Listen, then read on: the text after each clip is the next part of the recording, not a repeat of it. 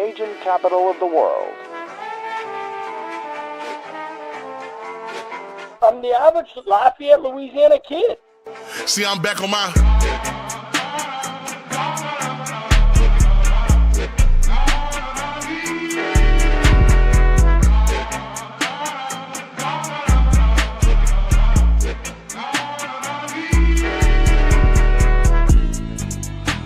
Hey, fellas.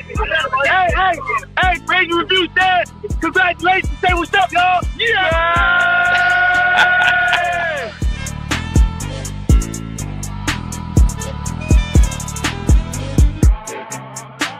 People that have courage don't have no extra gene and no difference in you. The difference is, are you going to sit down when it's time to stand up?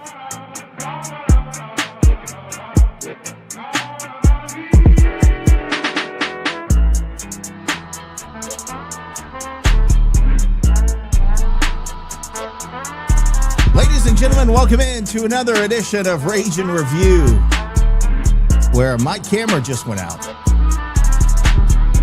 So there's that. We are killing it. We are absolutely killing it. There we go. There we go. That is how we're starting our night tonight.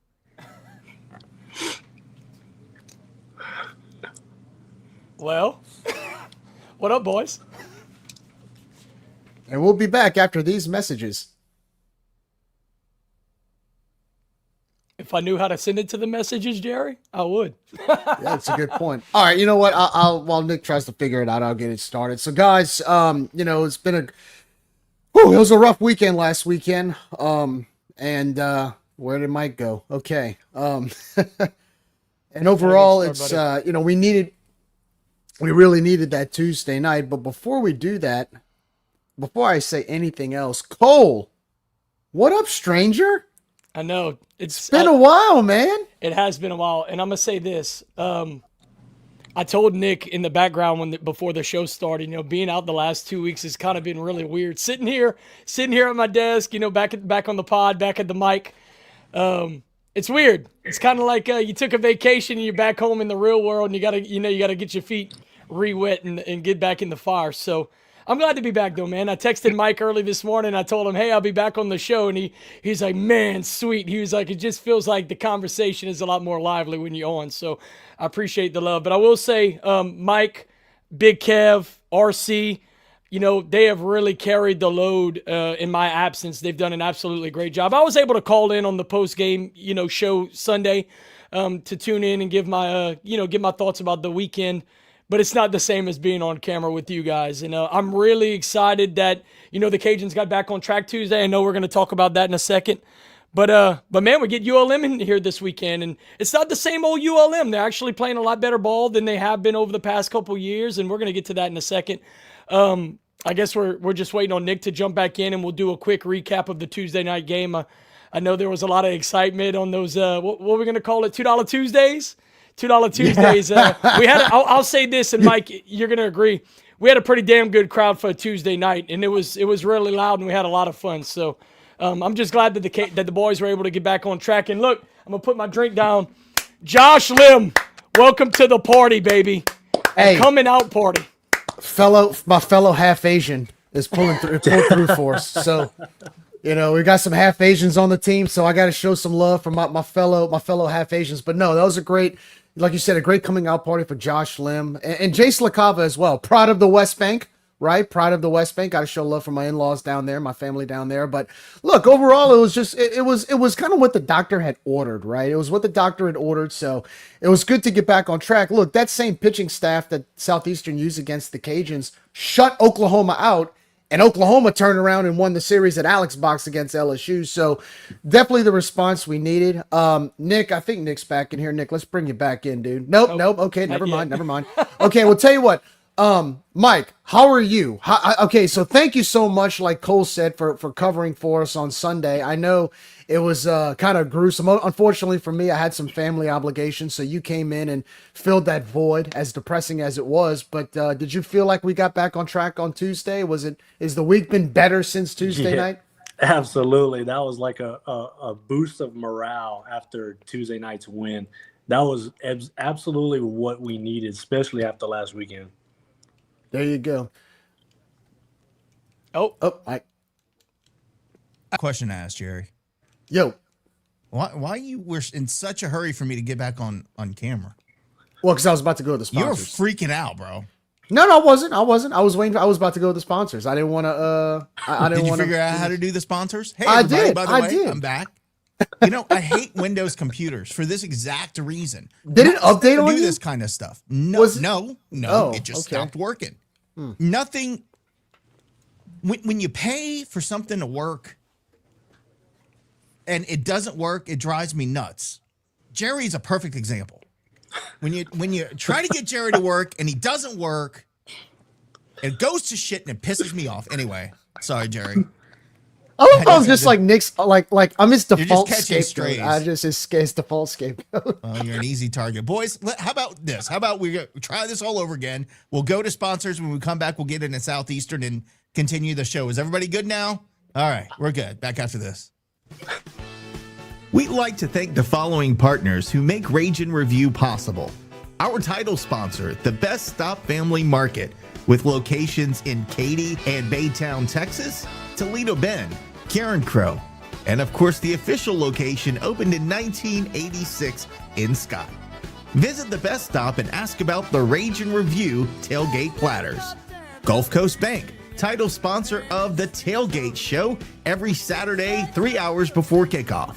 Planet Radio 106.7, Lafayette Roofing, The Yard Goat, Yes Please Branding and Marketing, Old Time Grocery, Stride Safety Solutions, Eat Lafayette brought to you by Lafayette Travel, Rage and Hydration, and Dr. Brett Venable at Recovery Chiromed. And we'd also like to thank our Patreon sponsors listed here.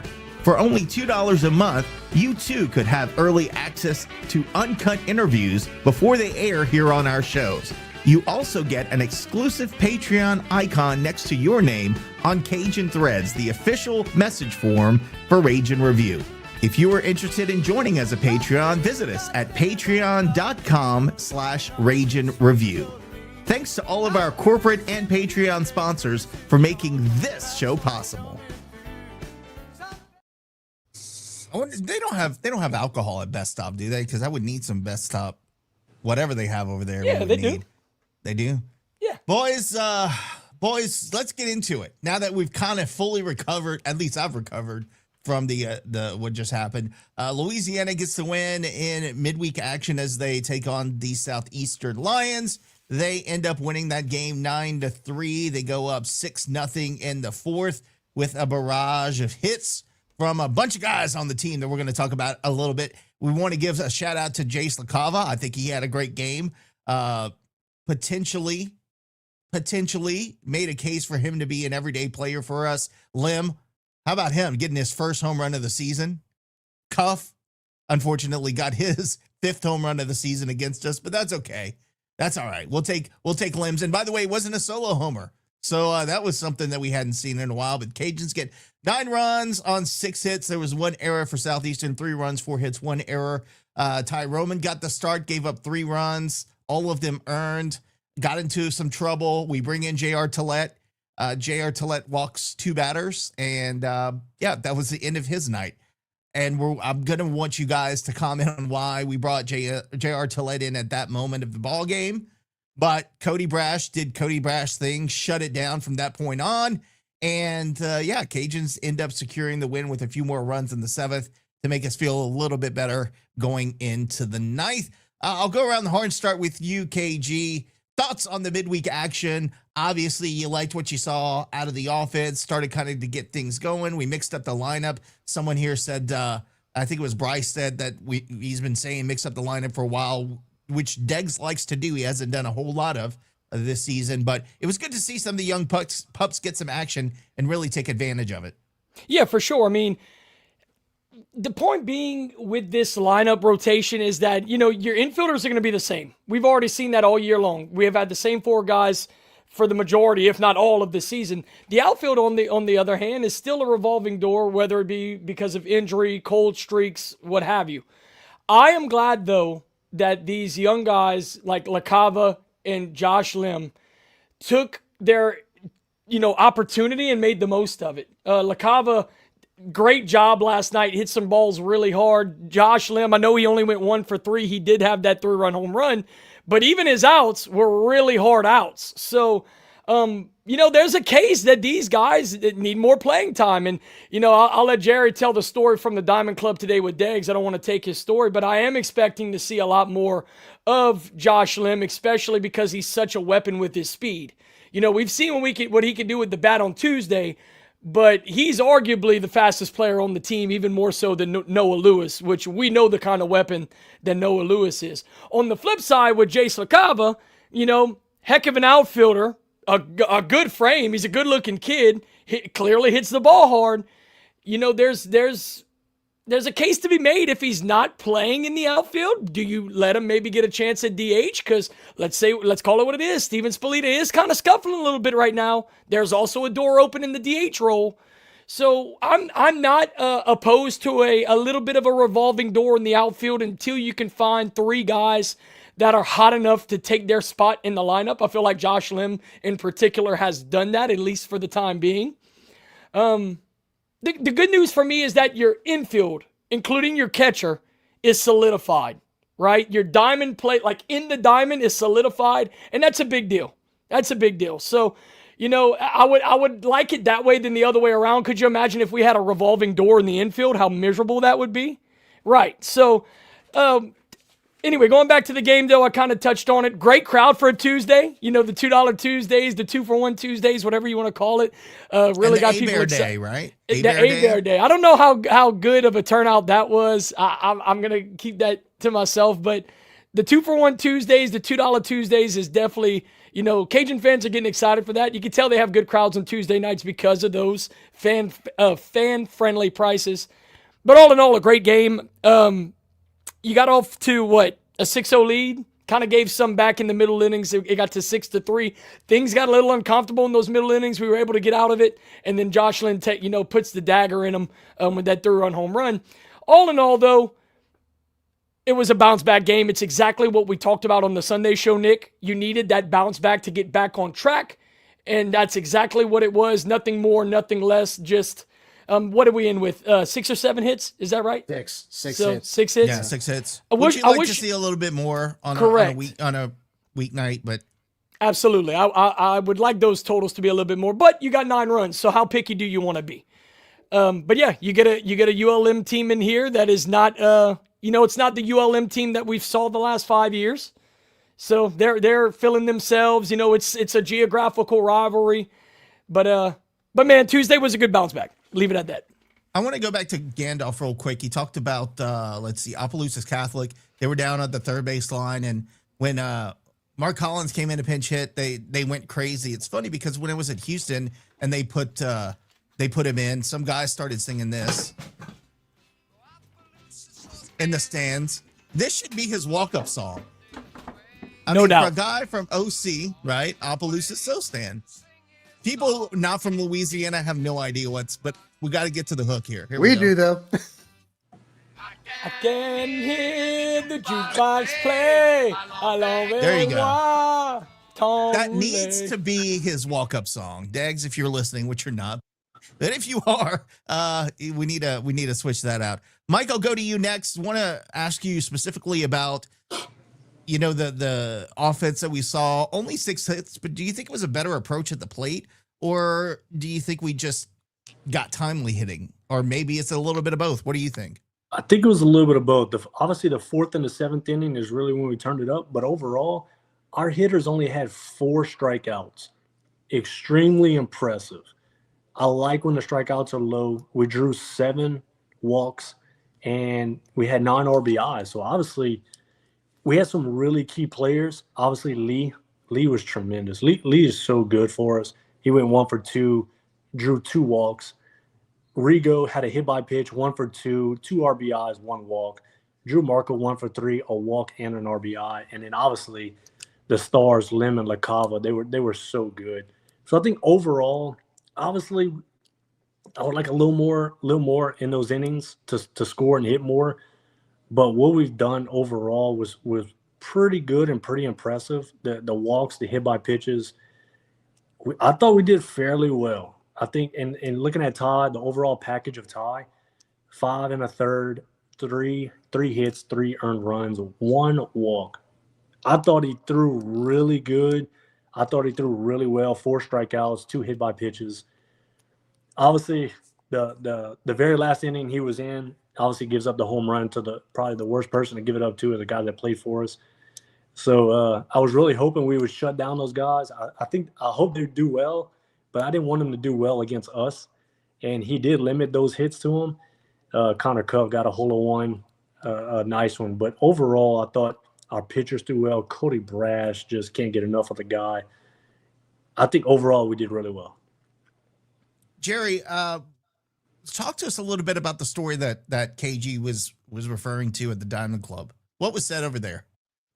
Yeah, I mean, it was, we kind of reiterated a little bit that happened over the weekend as well as what happened on Tuesday night. Really, I had asked Coach Deggs a specific question. It was a 2-part question, and it was mainly about Josh Lim and Jace LaCava. I asked him first with Josh Lim. I said, you've been playing him a little more often lately, trying to get him some play time. Are you playing him as a freshman to get more play time, or is he someone who can solidify himself or at least have more presence in left field because you've been rotating left field like it's musical chairs the whole season so far? And he basically told me directly, you can pretty much circle him at left field right now. I think we found our left fielder as of now. So that's good to see. And then as far as Jace LaCava goes, Cole made a good point about this, and he's right. He said, with Jace's bat, he doesn't swing the prettiest, but he swings hard, and both of those hits were line drives, one of which got us two RBIs. So, and he's fast. I didn't know for his size that he could steal third, where Southeastern's catcher doesn't even try to attempt to pick him off at third. So he's got some wheels behind his feet. So he said what he's going to do is, as of right now, I believe he's going to play him in right field until Donovan LaSalle gets better. And then, Donovan LaSalle, for people who don't know, he got food poisoning and lost like 15 or 20 pounds last weekend. So going back into Friday, we're hoping that he's physically good to go, because if not, Jace is going to play right field. Once Donnie comes back, Donnie's going to go back to right field, and Jace is probably going to, like Cole said, squeeze himself into that DH spot because Steven Spalita hasn't really been up to par with his expectations at DH. So you can expect those two guys to be back in the lineup. He also said that with the bats, he said really they have to just adjust to their approach. They get a little excited behind the plate. They force a few things. And he says the quick outs hurt us. Those 1 or 2 pitch quick outs where we get a weak ground, we pull a weak ground ball and we get out, keep the pitcher's count low. He says we need to try to avoid that. Pitching wise, one thing that really stood out to me was Landon Victorian. You can expect him to be back in about 2 weeks. He's already throwing live right now. And I believe this week, next week, he's going to throw live. And then in the following week, the week before Southern Miss, expect him to be present. That's going to be a big get as far as pitchers go. But no, real quickly about the other night, one thing I will say that concerns me a little bit about the hitting was the fact that out of the 6 hits, it was Josh Lim and Jace LaCava that got 3 of them. And also, too, our base running still needs to improve a little bit. I don't know about you guys, but sending Lee Amade home on a tag up when there was a shallow out by Rigo, I don't like that. I think we need to be a little, I know Deggs likes to be aggressive, but he was out by 30 feet. I think those are the kind of things I think you can't waste, especially when you play a good team. I think that's something that we need to be a little more disciplined on, is the base running. Even though we're fast, we have to be a little picky and choosy on who we decide to send home on a shallow fly out, which I wouldn't have sent them, but I'm not the third base coach. I mean, I would have loved to have seen it, how bad it was, but I had to listen to the game because we were not broadcasting it. But regardless, we're not gonna go there because I understand the reason why, and we're poor, so we can't buy a new truck right now. But when you hear Jay on the call go whack, dead duck, I think it pissed him off too. He wouldn't tell you that it pissed him off. It was shallow. I think I mean, KG, Mike, you guys saw it. I mean, when he started tailing for home, I'm like, oh no, Oh no. Yeah, Sure and I was enough. gonna circle back to it. You know, we scored 9, we only had 6 hits, but there were some innings where we could have put more runs on the board. We probably should have ended the game with 11 or 12 runs if we're being honest, and that was maybe one of them if we didn't send them home right there. Yeah, it was extremely shallow, and it was one of those things where the right fielder was actually moving in towards the plate. So like you saw it before he even caught the ball that if we decided to send him right there, he was going to be hosed, and that's exactly what happened. Now I'll say this: that is something that Deggs is no stranger to doing. He's going to send somebody with 2 outs. If there's a runner on third and 2 outs, he's going to. It would literally have to be a pop up in the infield for him not to send somebody, and that's not even being funny. If there is 2 outs and a runner on third, he is going to send that runner, especially if it's a ball hitting the outfield, because I guess his mental philosophy is, I want to see you make the throw and get him out, right? Otherwise, if I keep him here at third and we don't take the chance, I'm going to strand him at third. I think he would rather make the last out at home rather than keep a runner stranded at third. So I don't fault the aggressiveness. I just know who Deggs is by now, and that doesn't surprise me.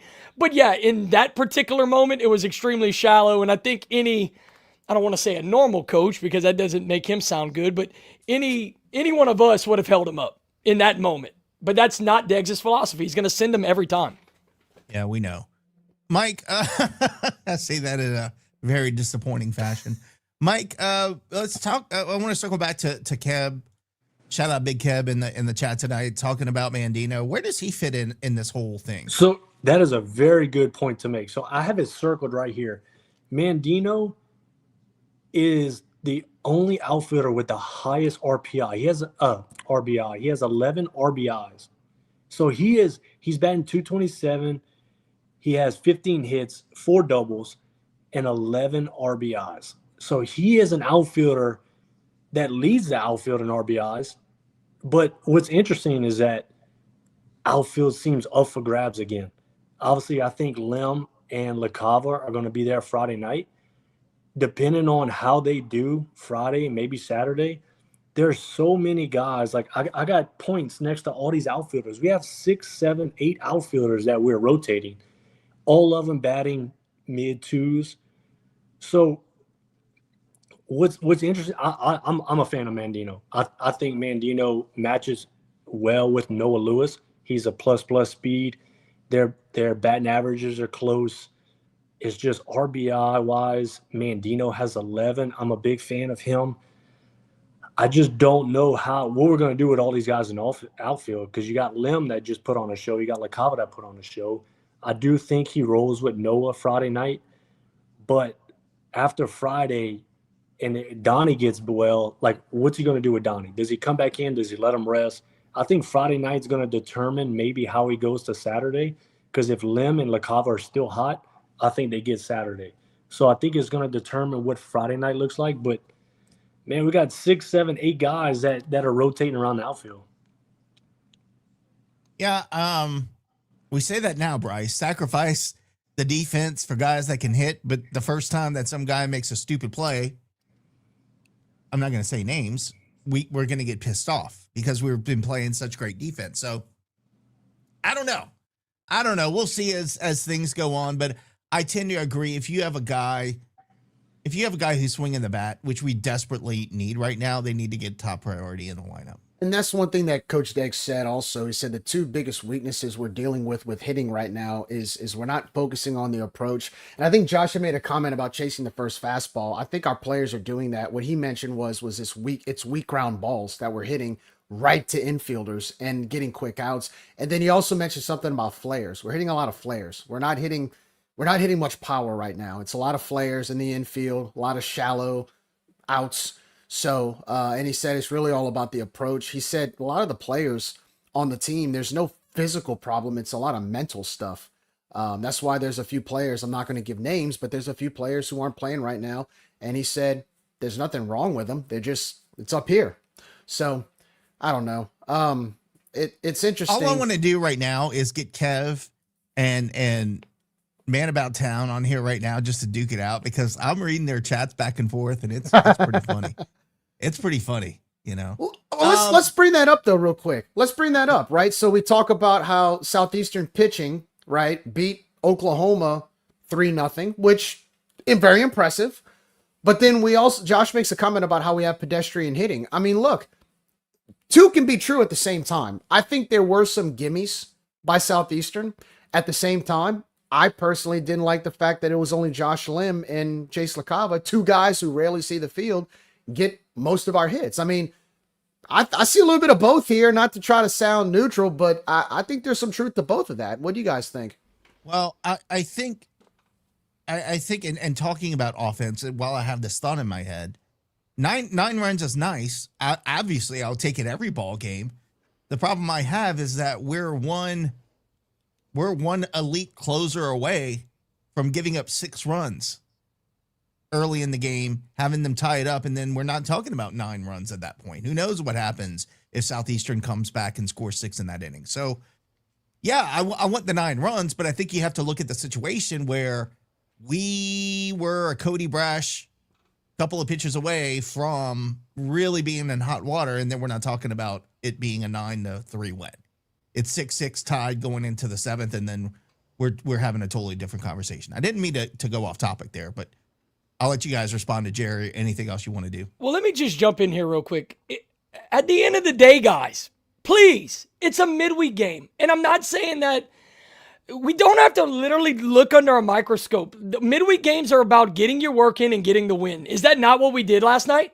That is literally what we did last night. We got guys in that got their work in, including Josh Lim, Jace LaCava. You can even argue J.R. Tillett got in. Now, was his work good? No, he walked a couple of batters. But the point is, midweek games are for getting your work in, getting the win, and getting out of there. That's all that midweek. It's basically like a practice almost. I don't want to call it a practice, but it's about getting work in.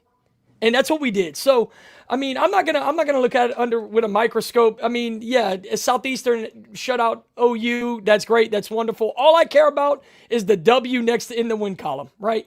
Talking about practice, man. We out here talking about practice. Now, I do want to talk about the offense because I've kind of tried to defend the offense all year long. You know, for the first time after the Sunday post-game show, I did kind of, beat them down a little bit. I'm at the point now I'm not expecting anything more than what we have. I think we're going to hit around 250 all year long, and we're going to have to scratch for runs. To our credit this year, we have actually drawn a decent amount of walks. I feel like we've had some good at-bats where we haven't got the hits, but we made up for it with walking. And when we get runners on, we find a way to get them around for the most part. And where are we sitting at now, Mike? I want to say we're scoring about 6 runs a game, 5.5 runs a game.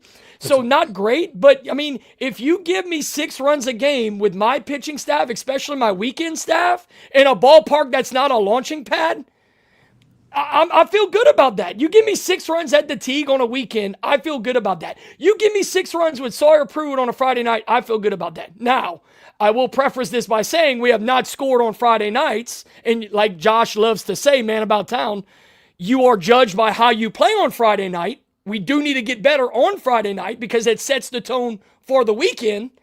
But the point being is you're averaging 6 runs a game. This offense is what it is. As long as you find ways to manufacture those 5, 6, 7 runs a game, I think we will be okay. Because I'm a huge believer in the arms that we have this year. I think this is one of the better pitching staffs we've had in the last decade. I really, really do. I'll let you close it out. Then we'll move on. Go ahead, Mike. I just want to say JR coming out was a huge question mark for me. And I think I talked to Kev after the game that maybe we might see a different guy on Sunday.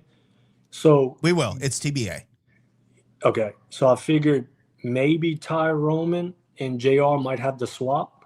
I don't know. I'm just going off of we don't normally see JR come on a Tuesday, nor midweek.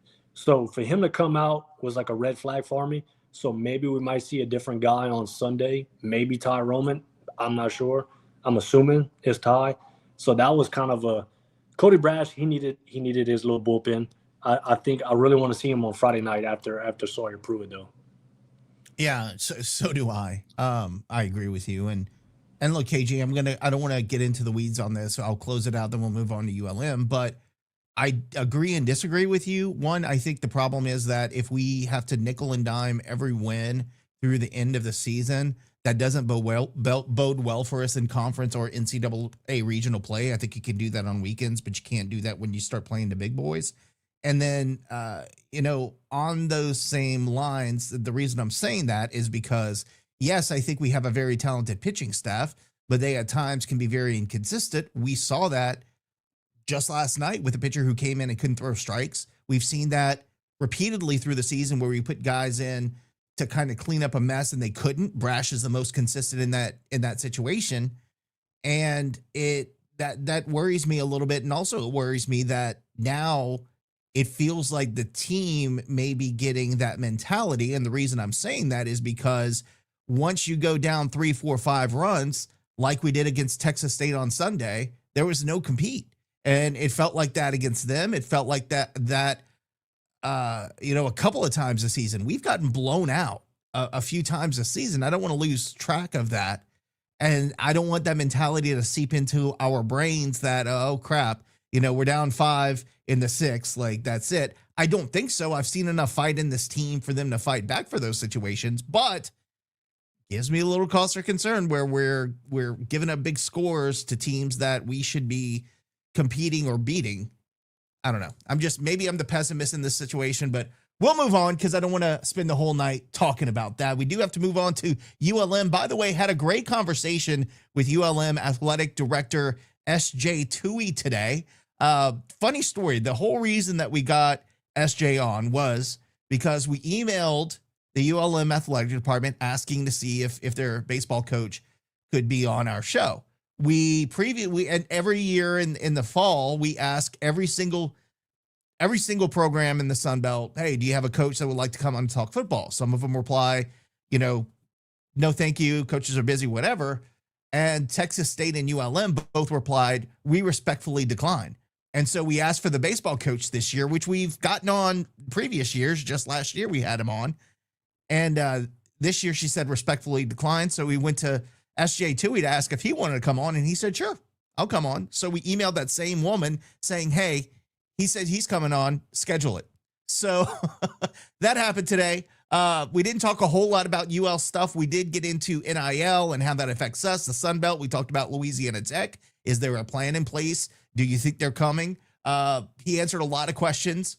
I talked shit about Will Wade to him. That was funny. His reaction was priceless. So we will have that interview sometime in the next couple days because it's not directly UL related. I didn't want to put it on the show tonight, but a totally cool guy.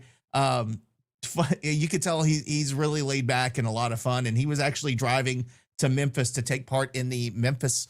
I think there's a Memphis Golf Classic or something going on out there for St. Jude. So he and his family participate in that every year. And he was on his way to do that. It took time for us. So I thought that was really cool. Did you bring up the blind side? I'm sure he loves talking about that all the time. First of all, I knew I'm glad you didn't come because I feel like I would have punched you through this screen. If you would have punched me through the screen anyway, it doesn't matter. Well, no, but there was a whole lawsuit between the family and the guy. Why the frick would I ask him about the blind side? Because everybody else probably does. I'm not in everybody else. Jerry, they were. Keep this guy away from coaches. You're not allowed to be in any interviews anymore. Oh, Jerry, what am I going to do with you? Moving on. ULM. Yes, that's where we were. Damn it, Jerry. Let's talk about ULM. The Warhawks coming into ML Tigue Field this weekend with impressive hitting stats. They are swinging the ball really well. Pitching and defense, not so much. KG, you want to get into the nuts and bolts about the Warhawks? Yeah, I guess I'll start with their offense. I'll give you their lineup, and then we'll kind of go around the horn talking about matchups and all of that good stuff. You're going to see Davis Mosey in center field, Cade DuPont, the second baseman / third baseman. He plays either or. You'll see Dane Ray, the freshman sensation, at second base. Jake Haggard is going to play the hot corner for them, either at first base or third. Bryce Blazer is going to be in left field. Zach White behind the plate. In right field, you'll see Garrett Wythorn. At DH, you'll see Marcus Aranda. And at first base, you'll see Jackson Landry. They also have Micah Dean as their shortstop. I think that Micah Dean's been starting to play shortstop for them lately because he's still technically an unqualified hitter. But if you go back and you look at the last couple weekends, he's played shortstop every weekend for them. So I think we'll see Micah Dean at shortstop. Let's talk about comparison stats and dive right into it. Over the weeks, you've heard that ULM is a high-powered offense. I think they're still ranked in the top 25 in terms of hitting. But let's get to the comparisons. As a team, they're hitting 324. Your Cajuns are hitting 253. OPS, the Warhawks have a 942 OPS. Cajuns have a 729.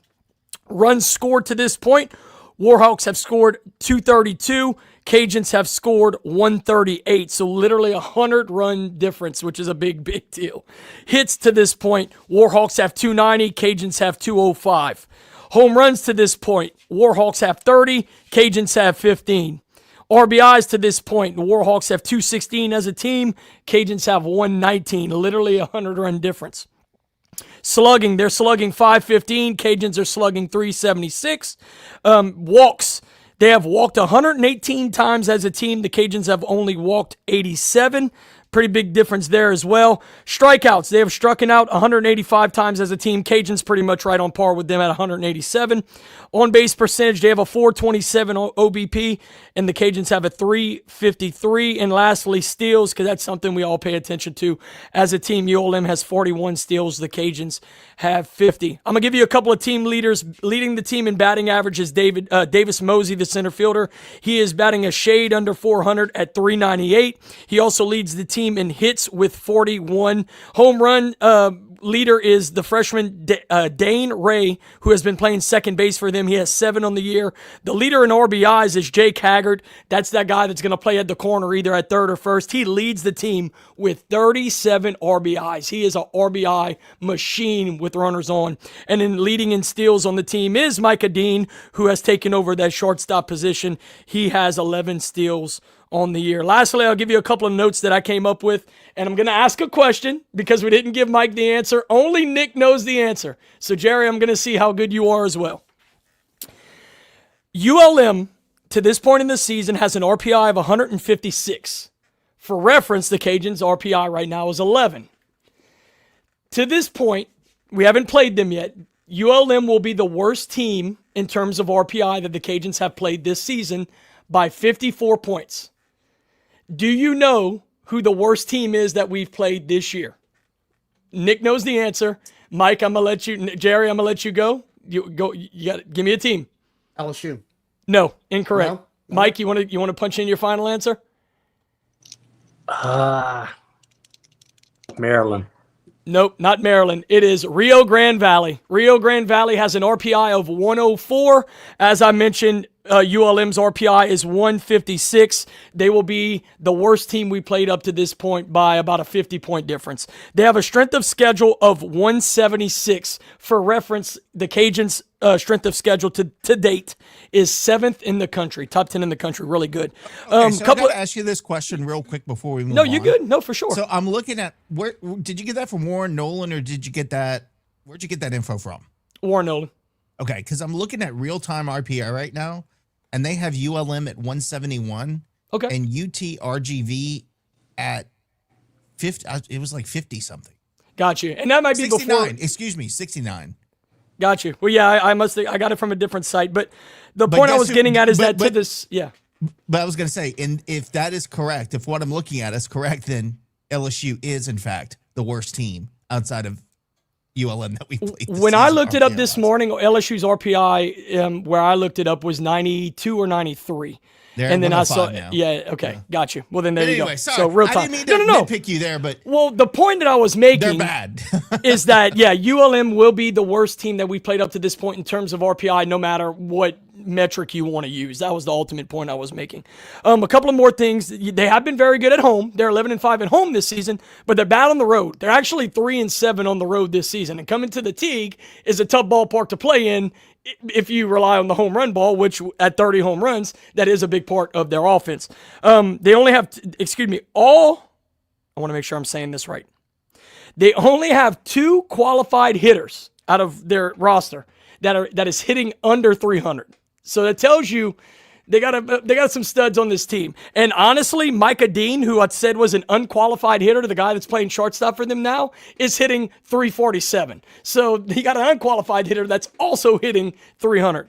And then lastly, all of their qualified hitters have a home run this season. So like I said, they do rely on the home run as part of their offense. The good news for us is that we have pitched very well at home this year, and the Tigue is notorious for not giving up too many long balls. So I think we'll be okay. This is going to be, again, a bounce back weekend, just like Tuesday was for us. Going to Texas State, if you want to fully flush that out, you give me 2 or 3 at home. That's my expectation. You give me 2 or 3 at home is what it should be. Ideally, the baseball guy in all of us would love a sweep, but it's baseball. I'm not expecting one, but you got to take 2 of 3. You give me a 3-1 weekend, we keep this train moving. I think we're good to go. Yeah, I will. I will take that as well, man. It's hard to see. It doesn't matter who you're playing. It's really hard to sweep a team in conference, even though it looked so easy for the other team last weekend. But if we get above 500 in conference, that would just be icing on the cake for me if we can make that happen. So hoping that does happen. And Kev mentioning the only quad 4 team that we have played this entire season is, in fact, TSAP. That is, the tables have turned, boys. You can put together $20 million rosters, but you can't buy team chemistry, right? So do you think, I'm going to pose this question to you guys. I guess I'll start with you, Mike. Do you think that, I get that they play a bad schedule, right? I understand they have a really terrible strength of schedule. However, hitting is hitting. Like hitting the ball well is an indication that you've got a great lineup no matter who you're facing. Now, they have some issues in the pitching side, and defense is not that great. If you look at their defense, I think they're last in the conference. They have like 32 or 35, something in that realm of errors this season.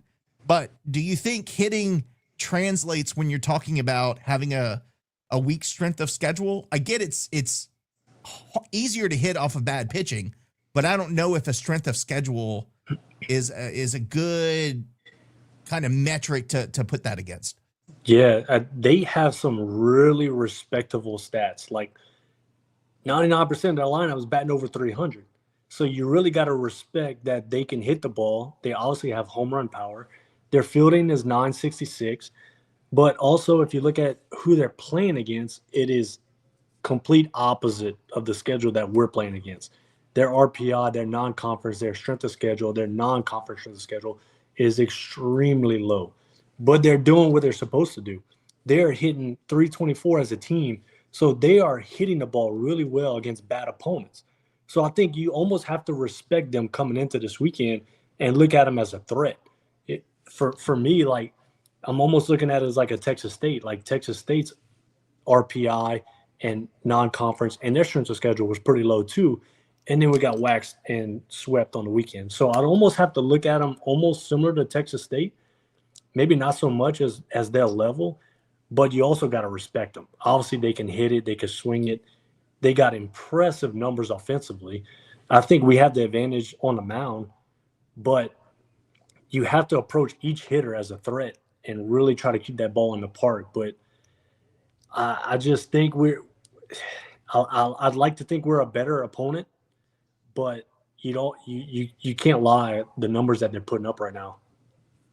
They are also 3-7 away from home, and I'm looking at the last couple of games. They lost to Northwestern in midweek action 5-0, where they only managed 3 hits in that game. When I look at their games at South Alabama last weekend, they lost on Sunday 16-4, but still had 8 hits in that game. They won on Saturday, and they had 15 hits in that game, and then they lost on Friday night with 8 hits. So as long as you keep them 8 hits or under, you have a good chance of beating ULM. But if they start swinging the bat early, I think you're in trouble.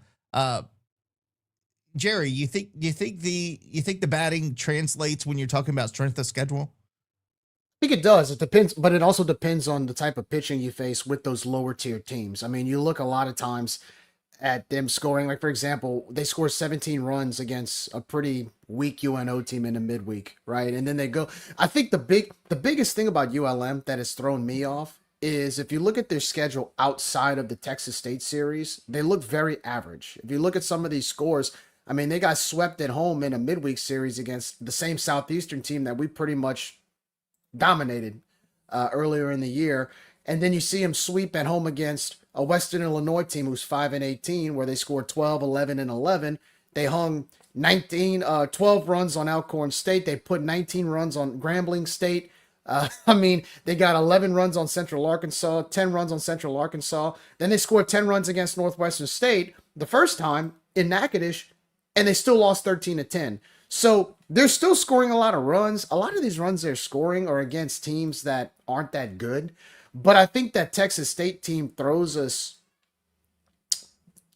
off because it was such an anomaly compared to the rest of their schedule. I mean, they go on the road to UTA, they lose 2 out of 3. UTA's 8-16. So, I mean, I'm like Mike. I kind of treat them like a Texas State team because they do show potential in hitting the ball. Where I do give us an advantage is the fact that we're playing at the Tigue and our pitching is just better. So a lot of those home runs that would be hit out at the Lou up in Monroe may be deep flyouts at the Tigue this weekend. But one thing is for sure, yes, they hit home runs. We can't let them hit gappers. We can't let them hit hard line drives that get them doubles and triples. And I think our pitching should hold them. At the same time, my biggest concern going into this week is still our bats.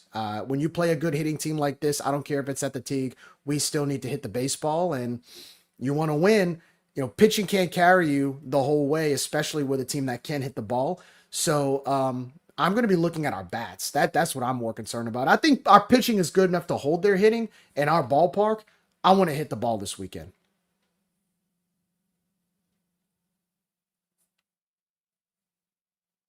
Nick, muted. Sorry, hit the wrong button. They're only 3-7 away from home, so not a great stat.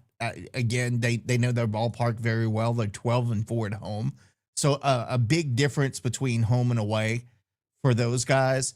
I'm looking at their numbers as far as they've got 69 doubles on the season and 30 homers. You know, again, they're not just getting it done with the long ball, they're hitting gappers.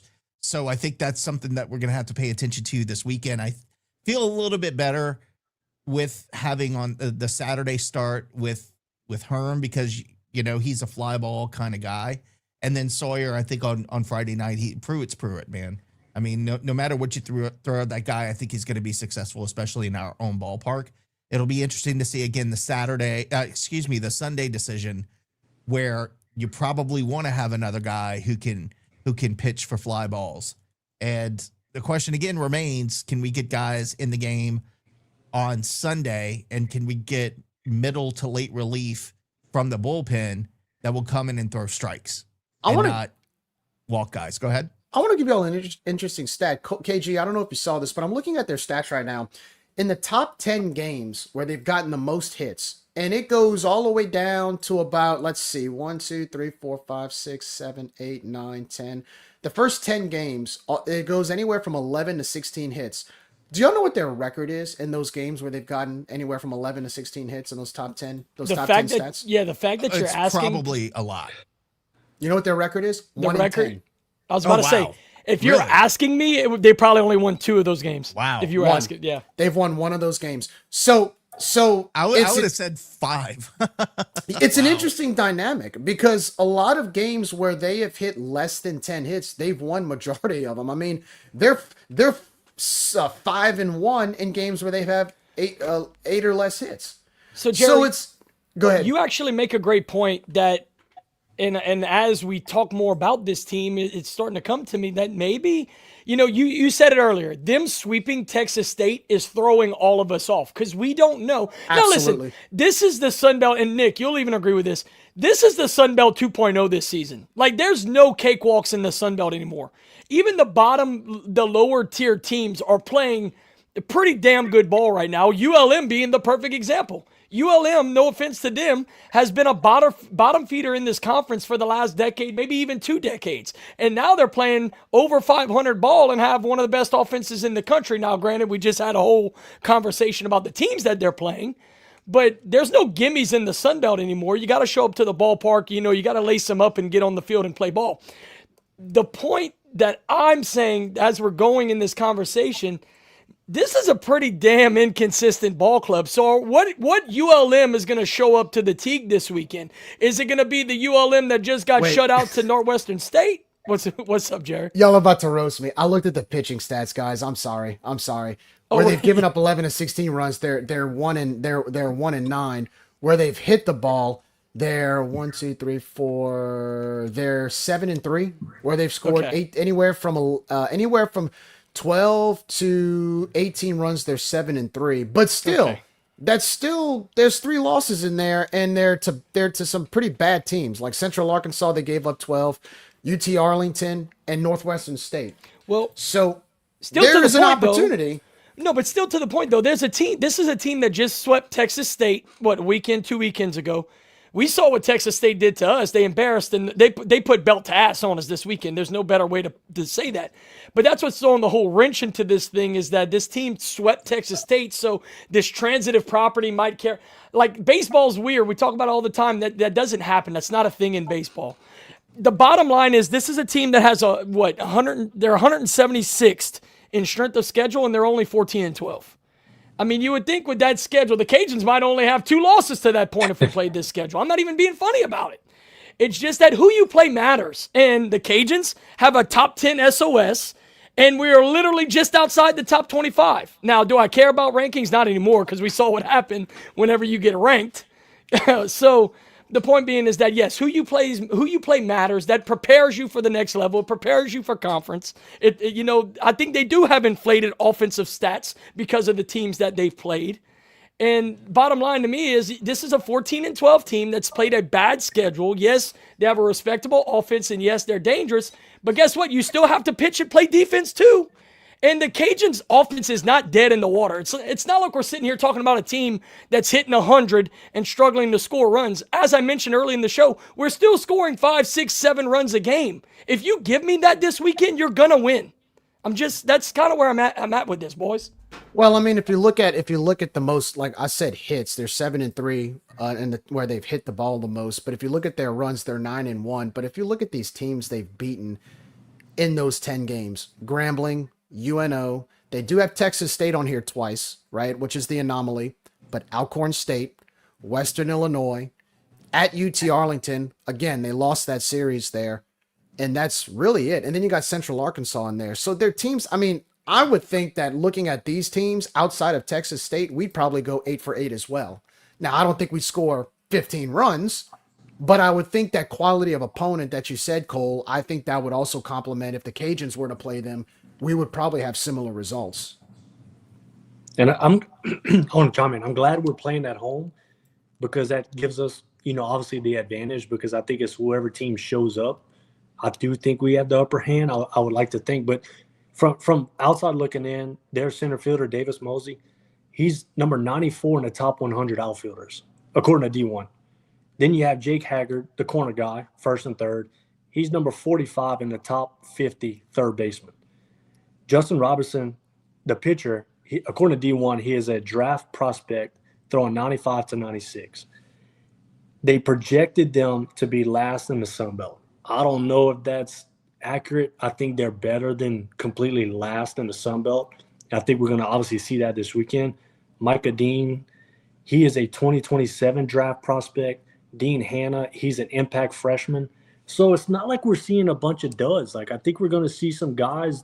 I think we're going to see a way better ULM that we're used to seeing. I do think we have the advantage playing at home, and we have the advantage with the pitching on the mound. I think their offensive stats are really good and really respectable, but I do think it simmers down a little bit once they face us and at the Tigue against our pitching. So I was wrong against Texas State. I don't want to be wrong against ULM, but I do think we're strong enough to take 2 from them this weekend. Right now, another fun stat for you guys, and this is kind of important as far as our pitching goes, Mike, that you just mentioned. When they score 7 or less runs, they're 0-10. 7 or less runs, that's the they're stat. 0-10. Leave it right there. You don't have to say more than that. So if you hold them under 7, which we all know, you give me Sawyer 7 Pruitt or on under. Friday. 7 that's or what I'm under. saying. Yeah. So you know what you're getting from Sawyer Pruitt. We do. We've seen enough of Sawyer this year. He's only had one maybe questionable start, and even in that start, he only gave up 3, maybe. That's phenomenal. You know what you're getting out of Herman when he's on the bump at the Tigue. You know what you're getting from Andrew Herman. So if you can find a way to win Friday, you know what you're getting Saturday, and then you got Sunday that's TBD. I do want to throw it to Kevin Dore's, Big Kev, his comment in the message here. I think it's about time we get to it. I mean, who do y'all think is going to take the mound on Sunday? I'll go first since I posed the question. I agree with Kevin. I do think that Ty Roman got his lumps in the midweek. He's thrown really, really, really well in midweek games for the last few weeks. I think it's time that we give him another weekend start. I would love to see him throw on Sunday. Now, I will say this. I think that JR threw the other night, and it's a rumor. I don't know the fact behind it, but I heard that he asked for the ball Tuesday because of his outing Sunday was so poor. He kind of wanted to get back on the mound and flush it. Now, unfortunately for him, he got back on the mound and walked a couple people. But yeah, listen, we're at the point in our season where you got to play. The best players have to be on the field for you right now.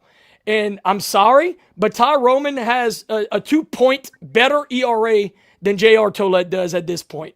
And I think it's just time Roman starts on Sunday. Maybe let JR get a couple of midweek starts to get, his wheels back turning again. I just think that's where we are right now. The good news is that your 1 and 2 guys are there. You know what you're getting out of Sawyer. You know what you're getting out of Andrew. But winning on Friday is so important. And I'm gonna rewind a second. Could you imagine if we would have found a way to win that Friday game last weekend at Texas State? Now, I'm not saying that they couldn't or wouldn't have taken the Saturday and Sunday games because of their home run power, but if you were able to get off to a great start on the Friday and found a way to win, even if it was a 1-0 win, because what was it, 1-0 in the 8th? It was 1-0 in the 8th, yeah. That's what I'm saying. So if you would have found a way to get out of that game with, even if it was a 1-0 win, you set the tone going into Saturday. And I just think it would have been a completely different weekend. So winning on Friday is the key because you know what you're getting on Herman Saturday. I have a lot of faith in Herman. It definitely changed the complexion of the weekend by not getting that win and really took the air out of everybody's tires. I do want to go back to this. I agree with Gandalf. I think it's Sawyer, then Armand and Roman. I'll ask you two guys, but I want to go back to Matt's question after that. So go ahead. We'll go to you, Mike. What do you think is going to be our Sunday starter? So I do want to say with Ty Roman being the Friday guy, your Friday guy is like your face of the franchise. Then he gets booted from a Friday, not to Saturday, not to Sunday. He gets booted to a midweek. So that can really mess up a player mentally, motivationally. Like that completely could crumble a pitcher. And what he's done the way to bounce back against Southeastern I thought was really well. He's going to give up a home run. He gives up, I think he's tied or leads with most give up home runs. But he threw, from the outside looking in as a package, he threw really well against Southeastern. So for him to bounce back into a Sunday just shows a lot about his mentality. You're going from a Friday to a midweek. Now you're going back into the rotation. So that I think it's really impressive. I was kind of concerned with him, getting beat up on Fridays. Then you throw him to a midweek that could really mess up a guy. So I do think you go with Ty Roman on Sunday just to see how it plays out. And I just want to piggyback on one more thing. And I love that you said that he went from a Friday guy back to the midweek because that would hurt a lot of egos on some of these college kids. You know what Ty Roman did? He said, screw it. Give me the ball. I'll throw against whoever you put me against. And that's what he's done. His ERA is back in, now it's back to the 5s, but his ERA was really bad for a while because he had some bad outings. In the last 2 or 3 outings, he's been really, really good. The last point I want to make, though, about this Sunday, TBD situation, unfortunate for JR, and I don't know if y'all know this or dive into the stats, JR leads the team on home runs given up with 10. He's given up double-digit home runs to this point, guys, and we're just under halfway through the season. So I got to have a guy on my weekend rotation that's not giving up long balls because case in point last weekend, Texas State wasn't just hitting solos. They were hitting 2-run, 3 runs, grand slams. Like those home run totals, they start to add up with earned runs. So I need a guy in there. Listen, JR's ERA is up to, 7.8 right now. Not good for a weekend guy. On top of the home runs he's given up, I just think, and we know what JR has. He's shown flashes of his stuff. We know what he has. I just think it's time to get him back to the midweek, time to refine his stuff, get work in. Like you use those midweek games to get work in. We got to get him back into midweek starts, let him refine his stuff, and then hopefully by the end of the year when we really need him, you have a fourth starter. You have a guy that's ready to go, and he's going to hone his. I just think that it's just time to let's take a step back. Let's refine your game, and then you'll be ready later in the year when we really, really need you for the tournament. Jerry, real quick, your thoughts for Sunday starter. I'll be honest with you, man. I think having Tigue go out against back-to-back against Houston and Southeastern and have 2 decent outings back-to-back like that was what the doctor ordered for him. I think that if he has enough rest between Tuesday and Sunday just to go with him for now, I still am a little curious as to why JR went out the way he did. I think it's mental with him right now. You give up 6 home runs at San Marcos, which is something he never does. And then you go in, you face 2 batters in a midweek game. You're the Sunday starter. You go on a Tuesday night and walk 2 straight guys and get pulled. I just hope that doesn't kill his confidence. I mean, I know JR. I know he's kind of one of those type of guys. Focus on the next pitch. Focus on the next pitch. Even your best pitchers can have a little bit of a mental block when you go through those 2 experiences. So to Cole's point, I'd probably go with Ty and just let JR maybe get some relief on Sunday. But I will say this. One of the biggest concerns that I have is we still don't have a long middle reliever right now. Parker Smith's come in a few times. We've kind of experimented. We need Garrett Carter to step up. Like, he needs to step up. Since that outing against DBU, which he started slow and finished the game, haven't seen it from him. And the problem is one of the red flags for me on that was the other night we put Cody Brash in the 5th. Cody Brash isn't supposed to be going in the 5th inning in a midweek game unless you start him like you did against LSU. You're supposed to have enough depth in pitching that can get you through that without having to go to Cody Brash. You go to Cody Brash in the 8th or the 9th. And so when we had to put him in, that's a little concerning to me because where's our middle reliever, right? Where's our middle reliever? So as of right now, I'm hoping, we have Parker Smith, but I'm hoping that Sunday we can probably get JR to kind of fill that role, get 3 or 4 innings in, build some confidence, and then he'll be ready to go later on. Yeah, and don't forget we're also getting Landon Ventorian back at some point, so I think that's going to be helpful depending on what he brings to the table. Mike, real quick. I just want to capitalize on what Jerry said. He's absolutely right. I think Garrett Carter and another name, Pappenbrock, I think those 2 guys, if they could really stretch innings out and really just come out and throw really well, those are 2 middle relief guys that can really expand the game. And it also gives Cody Brash less innings to throw. We throw a lot of guys that throw 1 innings. Rarely do we throw guys 2 innings. The Hayden Pearson, Bryce Wilson, Cohen Alfonso, Will Taylor. Those are guys that are Parker Smith. Those are not a lot. Those are guys that are not getting really a lot of innings. They're getting 1 innings, 2 innings. If Garrett Carter, and look, I'm sold on Garrett. The guy pumps 95. He's too good to be throwing like this. I think if him and Pappenbrock can figure it out, really stretch long innings in games, that would be huge for us this weekend. To give Cody Brash just give him an 8-9 inning, shut it down, and we go home and worry about the next day. Yeah, I'm with you. There, Josh. Where as far as SEMO, that's definitely. I don't think we're going to see him. I talked to his mom last week, and she didn't give me any indication that he'd be back. But if he does, it'll be later in the year. And what's the point in wasting an entire season? In my opinion, wasting an entire season to pitch at some point later in the season. So if he can even do that, so I would hope that we see SEMO back next year. As far as Victorian, I'm hoping we get something from Victorian this year. I really do want to see the guy pitch. I still don't know about Murph. Murph has just been here. Murph's just here at this point, and whatever we get out of Murph is going to be great. But I don't think he's ever been fully healthy since he's been here. The biggest concern I have in all the conversations that we were having, and Josh made the point, is that we had Sawyer going against a 5 ERA plus ERA guy last Friday, and we ended up losing because the back end of our bullpen could not hold the lead. I And somebody asked with 30 somewhat pitches that Brash pitched during the week, will that be enough for him to come in later in the game and close it out? Depending on what inning it is, all that. I think the answer to that is yes. He didn't pitch at all the weekend before. I don't know why he didn't pitch at all the weekend before, but he didn't. And he had pitched quite a few pitches. He went in long relief against Houston, so I understand that. But I thought we'd see something out of him at least on Sunday. We did not. So I think he's going to be available for Friday if we want to use him. Do we use him is the other question. Are we going to be in the position where we have to use him?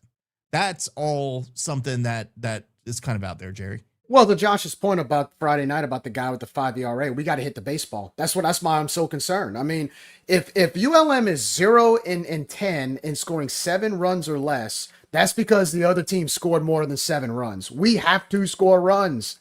I'm tired of having to win these games with 3-2 scores. And look, if Northwestern State can put 16 on them, if Southeastern in back-to-back midweek games can put 10 plus runs on them, there's no reason why we can't do the same at home. I'm sorry. Put up or shut up this weekend against that pitching. You have to score runs. If you don't do it this weekend, you're never going to do it. Yeah, I agree with that. This is pretty much. I'm not going to call ULM the bottom of the barrel in the Sun Belt, but they are a lower tiered Sun Belt team. I think that's Georgia Southern this year, if we're being honest. Well, correct, and that's why I'm not calling them the bottom of the barrel. But Jerry, you're right. I mean, it doesn't get easier. Or it very rarely will get easier for the rest of the season than facing this pitching staff. Just for reference, all 3 of their starters or projected starters give up over 300 when it comes to batting average against. Their Friday guy is a 306, their Saturday guy is a 305, and their Sunday guy is 341. So yeah, their starters give up batting average. Like there's an opportunity to hit the ball this weekend. And like we keep chiming on, if you give our starters just a little bit of run support, especially Sawyer on Friday, I mean, man, you give me 4 runs, we could probably win the ball game, especially at the Tigue. So yeah, Jerry, you hit the nail on the head. It's put up or shut up this weekend for this offense. Do I expect anything different? No, I said that already. I think our offense is what it is. Unless these young guys like Josh Lim or Jace LaCava, which I'm gonna say this, I didn't really expect them to get this chance like they got Tuesday. I wasn't prepared for that. Unless they pick up the baton and completely run with it, and for the second half of the season they play like all conference selections, I just don't see us, separating ourselves offensively. Unfortunately, Nick, and you said this earlier, I think we will be a scratch and claw kind of team for the rest of the season. But as I said in the postgame show last week, I'm okay with being in that situation. We have played in and won a lot of 1 or 2 run games up to this point this season. When the game is close, I feel like this team is comfortable there. Like, I just feel like the pitching staff, especially Cody Brash, at the end of a game, if Cody Brash is in at the end of a 1-run game, I feel great. I feel like back when JP Langevin was in the game with 1 run, you knew what you were getting, and you can close the book, close the door, get out of there, and go crack a beer in the parking lot. Right? So I'm okay being in 1-run games. I'm just saying, if we start getting into these shootouts like we saw last week with Texas State, I hate to say it, but it's over. We're not a shootout team. We're not going to score 10 to 15 runs a game and feel comfortable about it like some of these other clubs in the Sun Belt does. It's just not who we are. So you give me a tight ball game, a well-pitched ball game, the Cajuns are going to win the majority of those. And I am extremely more confident in Cody Brash the more he throws. So I looked at Tuesday as a must-win. So now that Tuesday's done with, Friday's a must-win. Just because of our history with Friday nights. Friday nights, we're just not that good on Fridays. And we're too good of a team to be letting Sawyer get the losses, the no decisions. Like, it's not fair for Sawyer. He's a national-type pitcher. He is really good and too good. And I think Friday for me is a must-win. I need somebody out there to put together, write a thesis on the fact that we can have different players at this school over the past few years, different players, different hitters, different situations, and we still cannot swing the bat. that drives me nuts. We got, the fact that we're at this point of the season talking about having a nickel and dime games, and I can't wait for a close game. Why do we have to accept close games as? I get it. We're winning a lot of those close games, but why do we have to continue doing that? I don't understand. We have players who hit bombs everywhere else they've been. They leave here, they hit bombs, they're impressive, and we can never seem to get it together offensively. Now things could change, but I feel I will stand by this. This team has a lot better unity, has a lot better, it feels like it's a better locker room, more cohesiveness. But I still feel like offensively, we are what we were last year. The only difference is we have different players and we have better pitching. If without the better pitching, we're looking at the same thing that we did last year. And I'm pulling my hair out there. I don't understand why we continue to have different players that are highly respected, highly touted. They come in and they can't swing the bat here. I don't understand that. I'm just going to say this. It seems to keep getting lost on everybody. We have played the 7th hardest schedule in the country up to this point, boys, and we're 17-8. Like, did we all just forget in one season how bad we were last year? Like, yes, I know it's easy to hammer on this offense right now. Like, yes, it does feel like at times we're struggling. We're still hitting over 250. We're still averaging over 5 runs a game. Like, does nobody remember how bad we were of a team last year? Like, we need to remember that. Like, yes, can things be better? But this is my question. If we have the pitchers and we have the pitching coach, Sandy, this year, if we had him last year with the same players we had last year, I still think we'd be playing this type of baseball. We'd be winning more games. I don't know. Maybe I'm just in a bad mood, I think. No, I mean, the one saying last week, but I'm just ready for the guys to swing the bat. I guess I'm just ready for this offense. I do have a question. Man. I do have a question because, and I wanted to ask this a second ago. What is our Friday night record up to this point, boys? That's a stat I do. We're 2-4. Yeah, man, and there's an argument that without that comeback against Maryland, it could be 1-5, right? And listen, it is a fact. How funny is that we have played the 7th hardest schedule in the country. You're 17-8. You're just outside of the top 25. I think we're still receiving votes, but you're 2-4 on Friday nights. And you get judged in college baseball. You do get judged on how you play on Fridays. That does have to improve. You have to give Sawyer Pruitt run support. If you give him run support, that is going to drastically change because we know the kind of kid he is, the kind of stuff that he has. The dude is a plus arm. So that is my challenge to this team this weekend, to the Cajuns this weekend. Let's go out there Friday night. It's probably going to be a damn good crowd. Should be good weather. If you give me a resemblance of what the crowd was on Tuesday, which was a really, really, really good midweek crowd, if you give me a resemblance of that on Friday night and you give me some run support, I just think the rest of the weekend's going to snowball. Again, you know what you're getting from Herman. We love Herman. And then, man, you could parlay that into maybe a really good weekend, depending on who's on the mound Sunday. We didn't have a good midweek turnout. That's what Schultz said. He said we have terrible attendance. It was a good crowd, man. It was Tuesday night was a good crowd. It was a good crowd. Dude, it sounded great. It was a good loud. But according to Dave Schultz, we play at Acadiana High School and about 10 people show up, and most of the guys that show up just cook the hamburgers in the back of the press box. That's what UL baseball is to Dave Schultz. I'm definitely clipping this to him. Shut up, Dave. But look, to your point about the strength of schedule, Cole, that's why there's every reason in the book why we should score some runs this week, because ULM's not that type of team. And you look at how we swept K-State, right? What was the score? 3-2, 1-0. You go look at Maryland, 6-5. Now you beat them 9-1 on Saturday. But even South Alabama, right? We lose 3-2 because they got 1 or 2 more timely hits than us on Friday.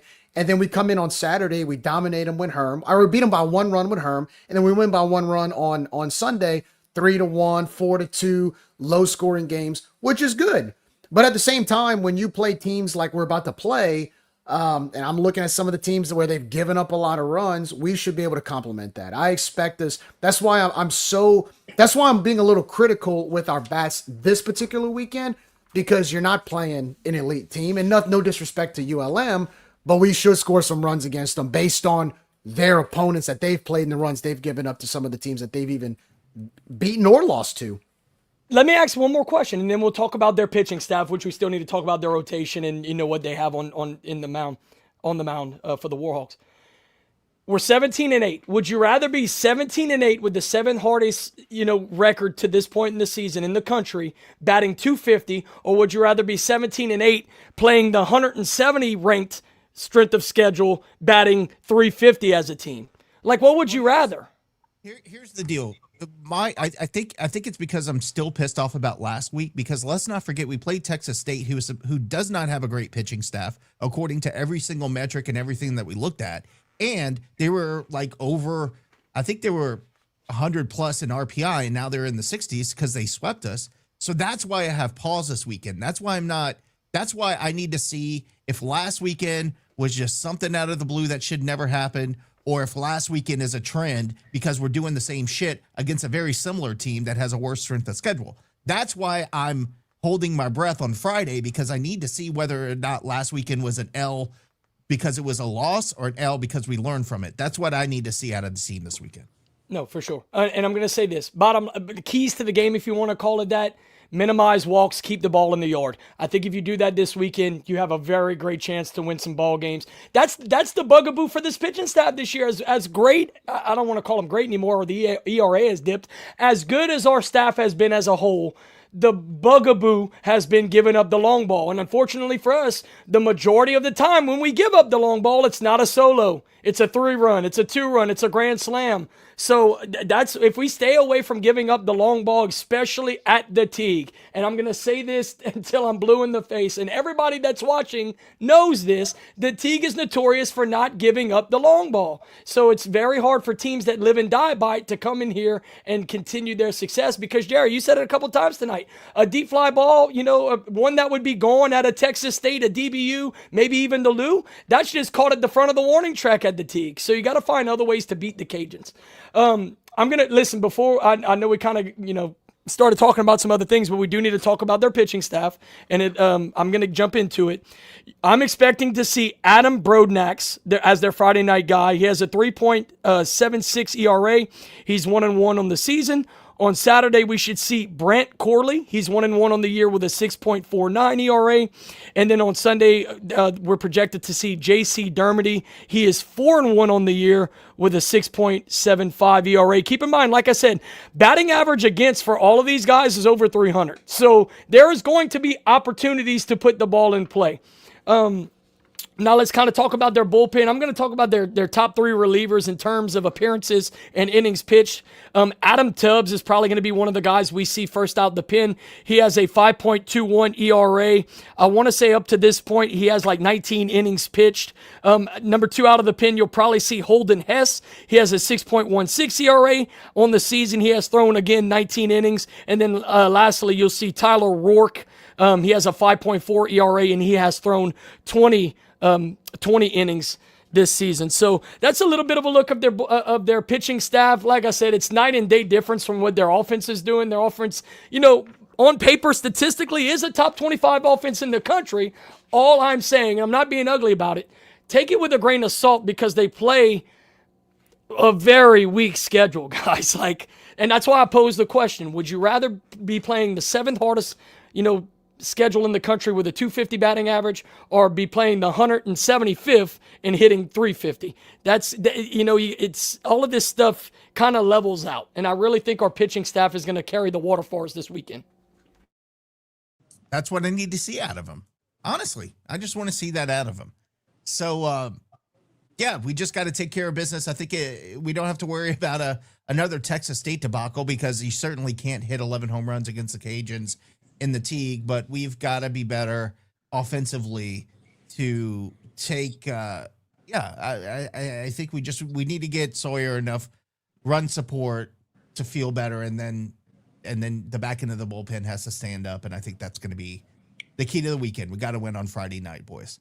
Let's talk about softball, because we do have to change the subject to move on to other topics that we have for tonight. Softball picked up a big series win against James Madison after a poor showing in Mississippi the weekend before. They end up taking 2 out of 3 from Texas State. They took 2 out of 3 from Texas State last weekend. Even though the Cajuns baseball team wasn't doing so well, the ladies did very well against Texas State. And that kind of puts them back in the thick of things in the Sun Belt Conference. Obviously, it's very early in the season. And we are going to be hitting the road to Monroe this weekend. KG, you want to talk to us a little bit about softball visiting the Warhawks? Yeah, for sure. I'll give you kind of a rundown on what the girls have been doing the last couple weeks. Overall, they've moved to 20-13 on the season, 3-3 in Sunbelt play. Their RPI is up to 40, and their strength of schedule is up to 44. Last week, they beat Texas State 2-1 Friday night at Lamson. Shout out to Brooke Otto in that game, who had a very clutch RBI double to kind of take that lead and hold on to it. They did lose to Texas State 4-2 on Saturday, but they did win the rubber match against Texas State on Sunday 6-1. That was powered by a 5-run third inning. Big midweek win against McNeese. McNeese has been playing some pretty good softball this year. I know that with the Cajuns beating them, they're on a little bit of a skid right now, but they did beat McNeese 5-2 in the midweek. Shout out to Haley Hart with 2 home runs in that game. A couple of weekly notes. Sage Hoover was named the Sun Belt Conference Pitcher of the Week. She had a 2-0 record, a .53 ERA versus Texas State. And again, shout out to Haley Hart. In her last 2 games, she is 6 for 6 with 2 doubles, 2 home runs, and 3 RBIs. So shout out to the freshman Haley Hart. Yes, Nick, they will be playing ULM in a 3-game series at ULM. They do not play any midweek games next week as well, so they'll get a week's worth of rest, and I think they play Troy the week after. I do want to say, since I've been off the show the last couple of weeks, want to retouch base on some of the leaders in the softball categories. Haley Hart is leading the team in batting average, batting .407. She also leads the team in hits with 35, home runs with 7 as well. So leads in all, winning the Triple Crown right now as far as offense goes for the Cajuns. Brooke Otto does lead the team in RBIs with 32. Pretty respectable number right there. And then Mia Lascano leads the team with stolen bases with 10. On the pitching side, like I said a second ago, again, shout out to Sage Hoover, Sunbelt Pitcher of the Week. That's awesome. But Bethany Noble leads the way with a 2.02 ERA up to this point. Sage does lead the team in strikeouts with 48. Bethany, though, does lead the team with wins in 7 and saves with 2. So that is a little bit of the look at the softball. 20-13 overall. They're trying to just get a little more consistent as the year goes on. They're 500 in conference right now. It's still early, so the Sun Belt is really condensed. I want to say they're sitting in the middle of the pack in like a 5-way tie, obviously because it's so early in the conference schedule. But I did read somewhere, or maybe I even heard Jay Walker say it the other night on the radio call, the Sun Belt Conference softball RPI is like 3rd in the country right now, behind the SEC and maybe the ACC. So a shout out to Sunbelt, man. The Sunbelt softball, as good as we know the Sunbelt is in baseball, it might be even better on the softball side. So shout out to them this year. It's going to be a dogfight down the stretch for, when these rankings come push to shove in the softball world. But shout out to the girls, man. We're going to keep up with them week to week. And I just hope they can continue to start stacking wins. And hopefully by the end of the year, like the Cajuns baseball team, I'm hoping they'll be pushing that 40-win mark that we try to get to every year. Speaking of 40 wins, it would be remiss if I did not mention that beating Texas State last weekend in softball is nothing new, as they have a 42-11 lead in the series all time. Do the Cajuns against Texas State? We lead basically every series that we play them in any sport. We have a significant advantage in the win-loss record books there. So congratulations on your upcoming Bubba's Cup. I'm sure you're very proud of that as you go to the Pac State Conference. I tell you what, Nick, that is what rubbed me the worst, the wrong way this weekend, is that, it's the last time we'll be playing Texas State in conference for baseball. And unfortunately, they finally got the last laugh on us. I was hoping we would have been able to, handle our business and kick them to the curb. But, with the ass whooping that they gave us, you just got to tip your cap and get back on the field and move on. But that's what rubbed me the wrong way this weekend. Cole, I want nothing more than Pruitt to be going against Texas State in the first game of the Sun Belt Conference tournament in Montgomery, Alabama, which is not a hitter's ballpark. And I want to see him stick it up their ass with the rest of the team. So we're not done with them quite yet. We might meet up with them later this season, and look, maybe we get our offense together and blow them out in the tournament. That would be a lot of fun to watch, but just terrible fans. That happened in 2022. They swept us in San Marcos, and then we beat them in the semifinal to make the final in the Sun Belt tournament. So I thought about that on Sunday, where something crossed my mind where I'm like, I have a feeling we're going to play them again down the road, and we might get our revenge. So let's hope that that wish stays intact. Yeah, for sure. And thank you, Gandalf, for mentioning that. We need to do a better job of covering the Cajuns track and field teams. Maybe we get Dan McDonald on here again to talk about all stuff that I don't understand about, but he is very good in the track and field world. The Cajuns men and women's long distance teams broke records Saturday morning. I tell you what, the men and women's track and field team have been breaking records all season so far and placing really well in the different meets. So we definitely need to get Dan back on here.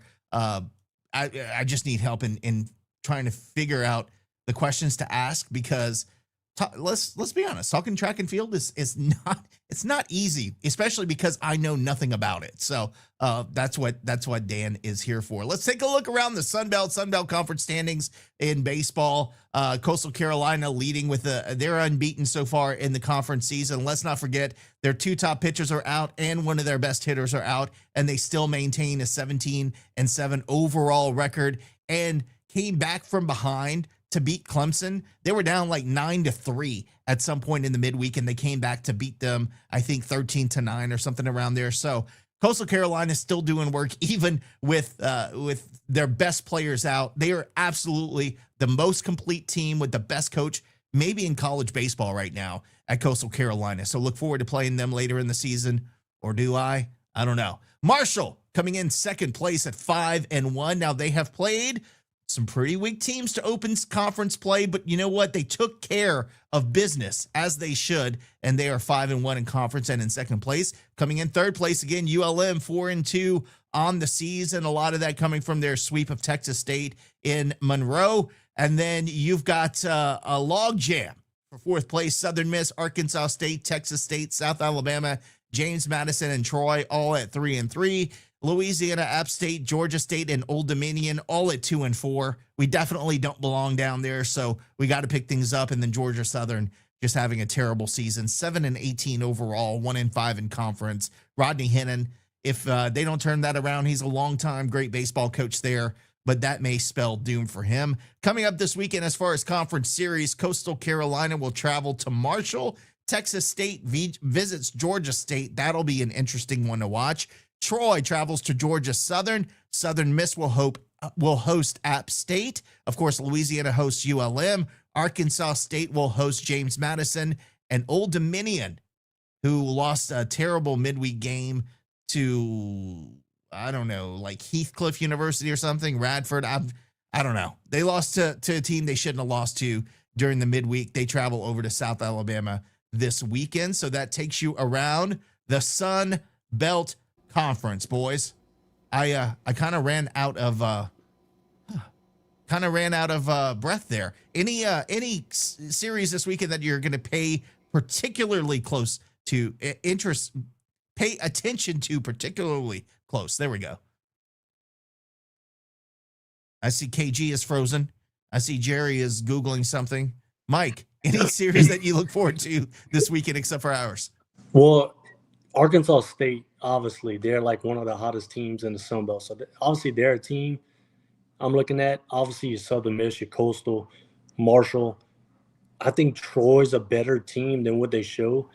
I think the top half of the Sun Belt is going to be brutal. But, man, I just can't keep I keep an eye on Arkansas State. I feel like they're going to be a threat this year. They look really good. They're playing really good ball. They hit a lot of long ball. That's obviously a team I'm going to keep an eye on.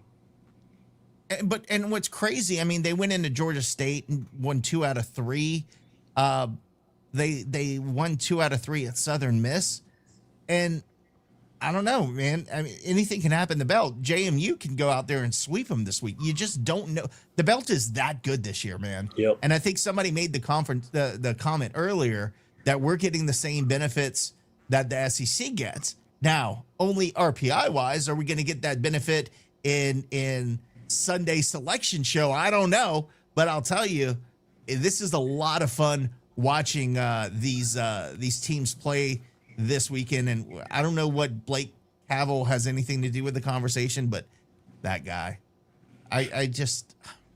I both can't wait and then detest having to think about playing against Troy. Well, and this is a perfect segue. Is that our biggest surprise in the Sun Belt this year? Is how pedestrian Troy has been? Because if I saw that right, weren't they 11-14 overall at this point? I mean, Yeah. I was expecting Troy to be an upper tiered team, and in this conference, and man, they just.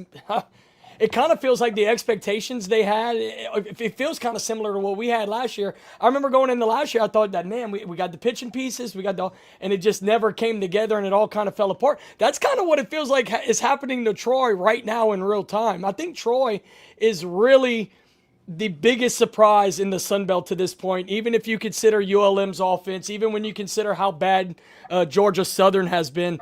Troy that's the biggest surprise of the year to me so far. They're Texas State in football. That's the best way to put it, man. Always hyped up, never come through. That's what she said. And look, Man About Town's making a great point. He said Marshall is his biggest, but Marshall's not a surprise to me because the writing was on the wall about Marshall last year. And we talked about it a couple of times this year with Sandy coming to the Cajuns. He left a Marshall staff that had all of their pitching pieces going back. Now, obviously, Louisiana is a step up in the coaching world if we're being really honest with ourselves. But Marshall had the pieces to be another great team this year. And, another argument would be, well, what about Arkansas State? Arkansas State came out of nowhere. No, they didn't. If you've been paying attention to Arkansas State the last couple of years, there's a few. You could see it last year. You could see it last year. There's a lot of people who knew that Arkansas State was going to take the next step this year, and they have. Arkansas State, if they end up in your regional, and I do think they're a regional team. If they end up in your regional, good luck, because they are a headache. I can tell you that. That's a well-coached team, and they play hard. I just think it's funny that Blake Cavell, on the final out on Friday night, he showed the baseball to the guy, as he was touching first base, showing him the baseball. And then they go to drop the next two games, man. It's just the cockiness, the unnecessary cockiness from guys like him. And then he looks silly at the plate the entire weekend. It's funny to me, people who have a little bit of that chip on the shoulder and don't deserve it. But I guess it's because he's an Aussie. I do want to say, with the Sun Belt, depending on how many bids they get, whether it's 3, 4, I'm not sure. Whoever's fighting for that 3 to 6 place in the Sun Belt, I think is going to be up for grabs. I think that the top half of the Sun Belt is going to be brutal, and I think we're a 3-bid team. I'm hoping a 4-bid team. But those teams that get in, it is going to be an extreme fight to get those top 3, top 4, top 5 seeds. Mark my words. We have the opportunity. I'm not joking. This year, now, things have to fall into place, but we have the opportunity this year to have 5 teams chosen into the tournament. I'm talking 1 automatic bid and 4 other at large. I really believe that, because you got to think you're going to have the conference, the regular season champions definitely going to get in. If you have a second team that wins the tournament, that's 2. And the way things are going right now, you've got 3 other teams that should be in the regionals when you look at RPI wise. If things work out, if other tournaments do what they need to do, we could have 5. But we got all these teams at the top, like you said, the top half of the conference need to continue to win, and we can't have an upset. Well, it might help if we have an upset, because then if we have an upset to win the tournament, then you have other teams that have to get in, because I'm just saying, I have a feeling this year we've gotten 4 in several times. If we could get 5 this year, that would be awesome. Yeah, but I think you're definitely getting 3 in. I think this league is too good not to at least get 3. I think you're going to get 4, and 5 would be a dream. You get 5 in, man. You want to talk about really boosting the Sun Belt, and the way you speak about Sun Belt in terms of baseball would be phenomenal. I think we're a 4-bid league. I really do. Now, a question, and it's something that we haven't talked about yet. Will Coastal's injuries catch up to them down the line? Because they're starting to stack up big time, especially on the pitching side of things. I know they actually just lost one of their position players as well. Don't know the guy's name. He was an everyday leading hitter on the team. Yeah, he was an everyday starter for. So that's my question. Coastal is a good enough team to kind of pull somebody off of a bench and put a Band-Aid on the situation. But will these injuries finally snowball on them and catch up to them? Because going into the season, we were all expecting Southern Miss and Coastal 1 and 2, one way or the other.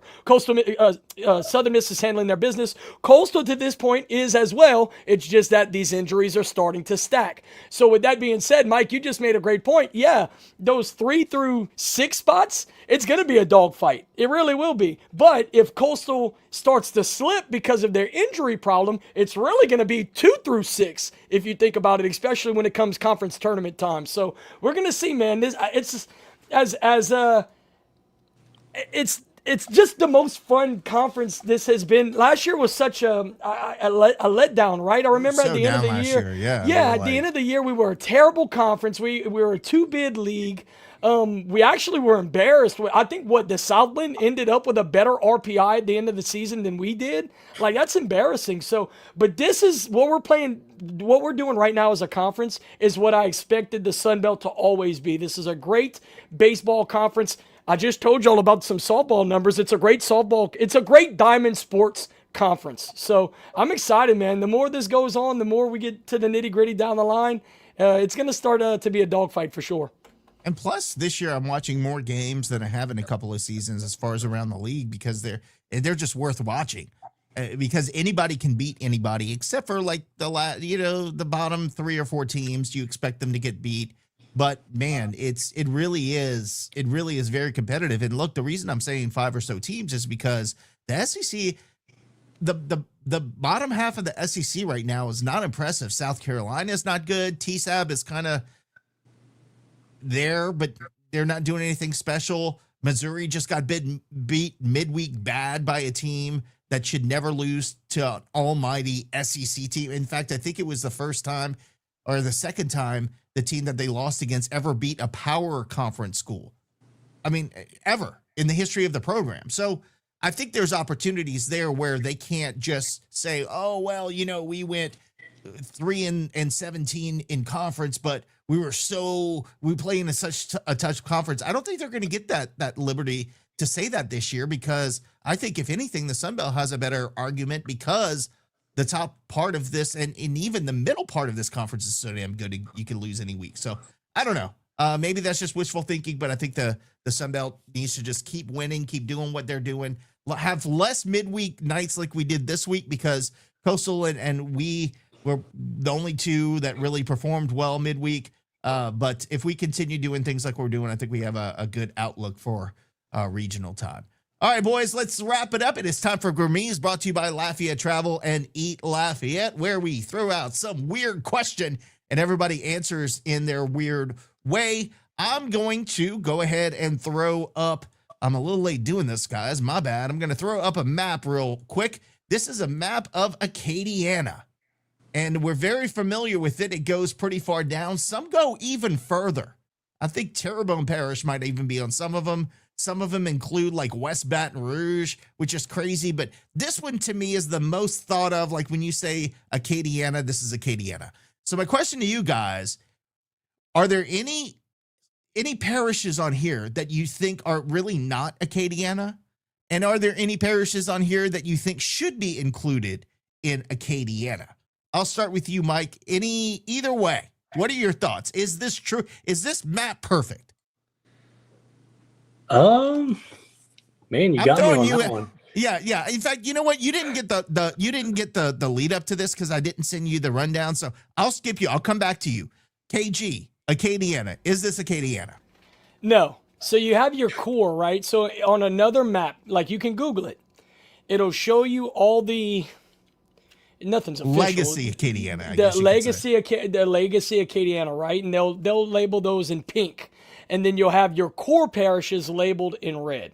So usually the core parishes is Lafayette as the hub city. And then you have basically every surrounding parish around Lafayette. That would be the core of Acadiana. I will say this. I personally don't recognize Calcasieu and Jeff Davis and Allen as part of Acadiana. I think it's more of the Gulf parishes, like down the Bayou parish. And big shout out to Big Kev. I know he's gonna love that answer.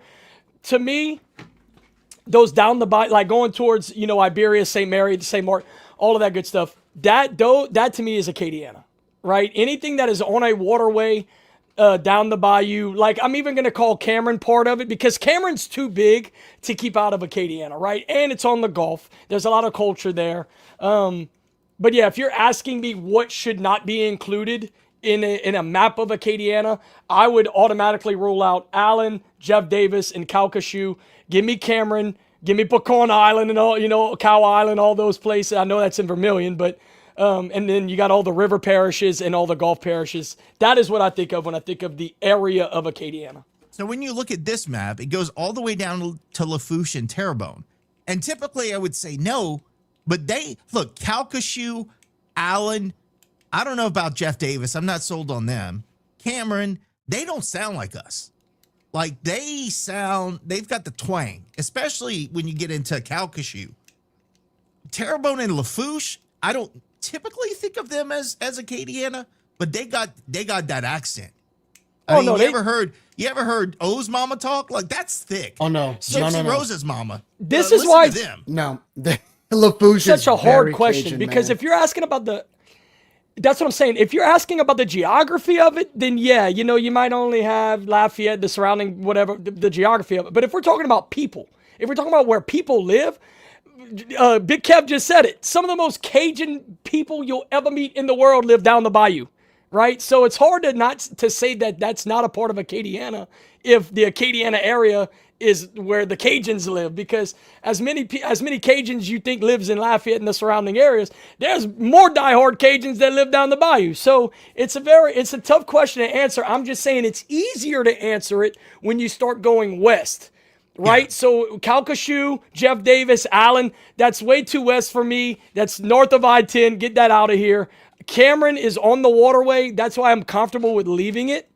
But yeah, it's very hard to start eliminating parishes when you go back east down the bayou, because that's some true Cajun. Well, I'm not saying we're not true Cajuns, but that's some Cajuns, bro. That's some thick accents. They got a lot of mixtures, a lot of Creole in that culture.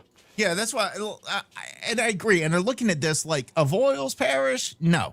Point Coupee, no. Iberville, no. But I'll take Lafourche, St. Mary, Terrebonne, St. Martin. I'll take them. I want that consolidated, Shaws. Jerry, what do you think about as far as the KD? Go ahead, KG, I'm sorry. No, I was just going to say you have to include St. Martin, obviously, because that's where the Cajun culture started. St. Martinville is one of the first formed, places in the Acadiana area, quote unquote.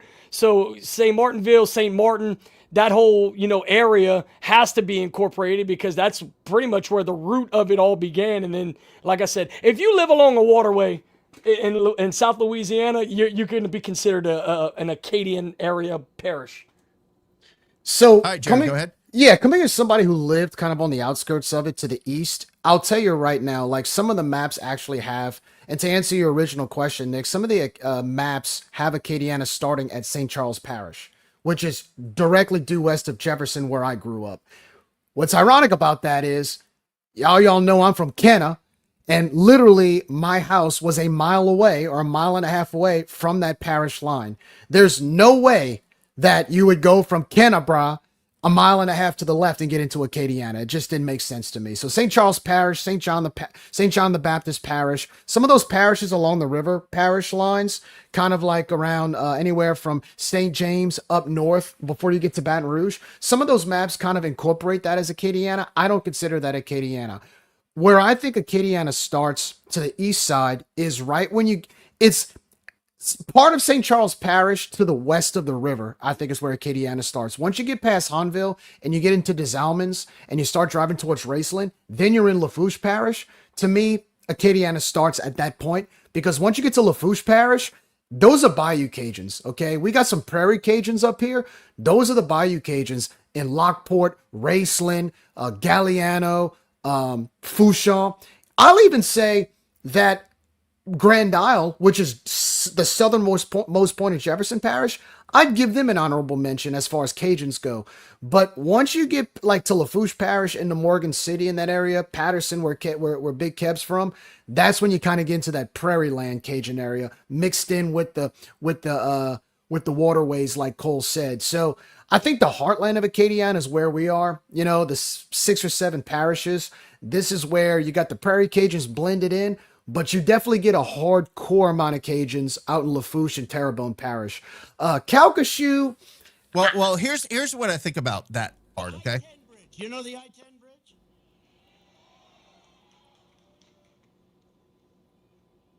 Calcasieu. Yeah, that is not Acadiana, bro. Hold on. I'm glad you brought up pronunciations. Jerry, you just taught me something today.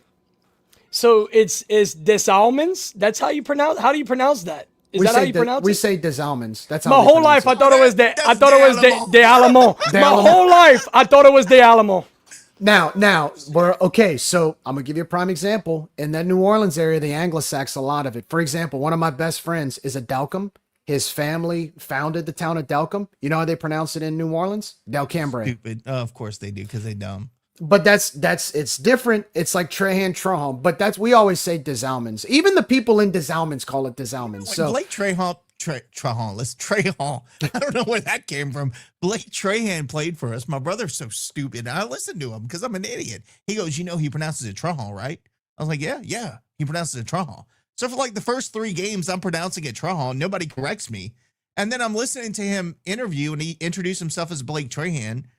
Freaking brother. I mean, I'd have kept calling him Trahan until somebody corrected me, but nobody said anything, so no, I guess but he didn't care.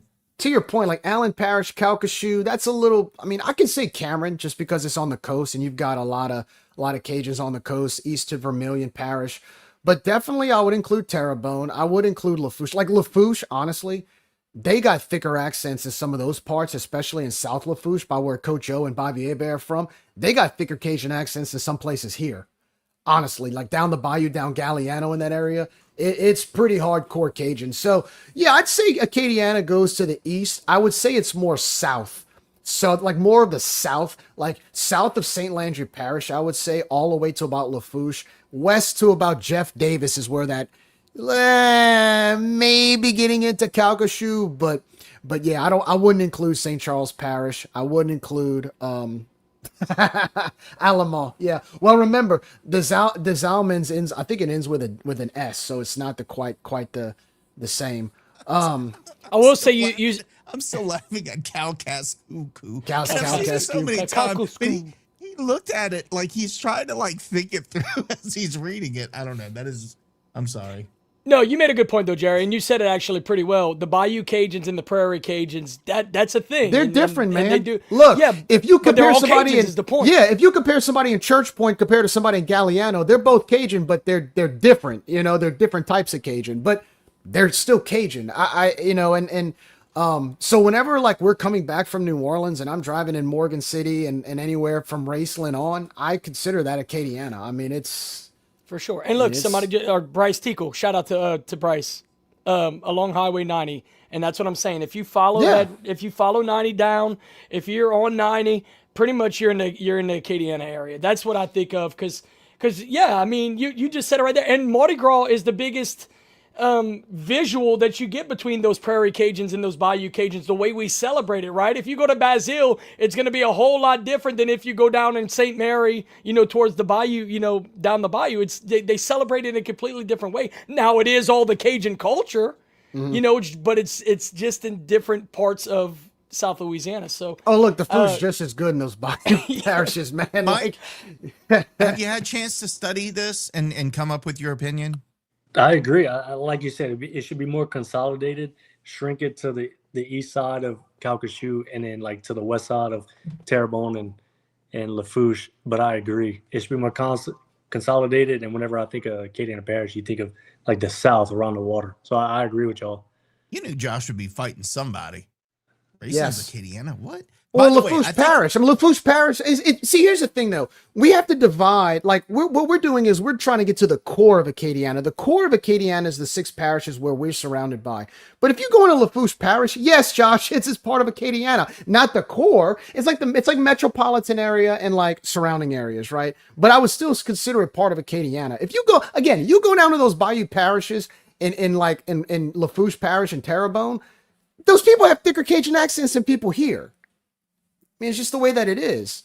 We should have gotten Poo Poo to call in and give his opinion. James was going to try to call him. He must have been busy tonight, but he's saying west it ends in Jennings, east it ends when you get off the basin, and north it ends after Ville Platte. Dude, I'm with you. And No, maybe down relatively, the he's bayou, right. We're good. Yeah. No, relatively, he's right. The only problem is when you start going west, yes, west could end in Jennings, but how far south do you go?